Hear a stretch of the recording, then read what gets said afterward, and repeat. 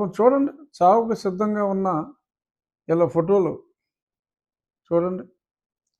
కాళ్ళకి సరిగ్గా చెప్పులు కూడా లేవు, కానీ అతడు కొనుక్కుంటున్న మద్యం బాటిల్ ధర లీస్ట్లో లీస్టు 225 రూపాయలు.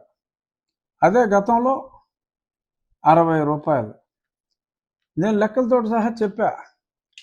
ఒక కష్టపడి రోజంతా పనిచేసిన వ్యక్తి సేద తీరటానికి గతంలో మందు తాగితే నెక్స్ట్ డే మార్నింగ్కి ఫ్రెష్గా ఉండి ఒళ్ళు నొప్పులన్నీ పోయి మళ్ళీ పని చేసుకునేవాడు. ఇప్పుడు పడుకుని లెగిస్తే ఒకవేళ చావకుండా హాస్పిటల్కి వెళ్ళాల్సిన పరిస్థితి. లివర్లు కొట్టేస్తున్నాయి, కిడ్నీలు కొట్టేస్తున్నాయి. ఇవన్నీ కూడా ఈనాడు వారు రీసెర్చ్ చేసి రాశారు. రేపొద్దున్న మళ్ళీ రాస్తాడు, ఏమయ్యా రామోజీ, ఇంత గొప్ప క్వాలిటీ మద్యం మేము సప్లై చేస్తామంటే ఇన్ని మాటలు మాట్లాడతావా అని.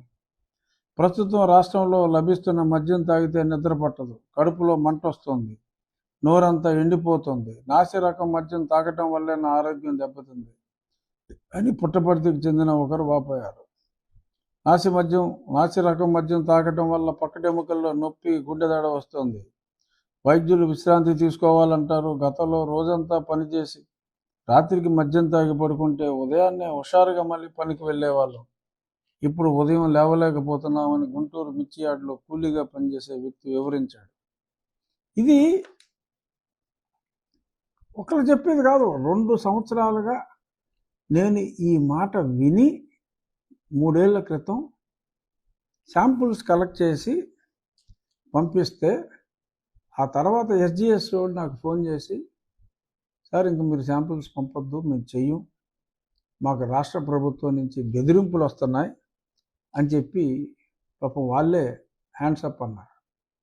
నేను ఈ రిపోర్ట్స్ అన్నీ పెట్టి, నేను అప్పుడు హెల్త్ కమిటీలో సభ్యుణ్ణి, నేను ఈ ఇష్యూ రేస్ చేసి ప్రధానమంత్రి గారికి కూడా లేఖ రాస్తే, మరి ఆయన దీని మీద ఎంక్వైరీ చేయించమంటే కొందరు అధికారులు వచ్చారు. కానీ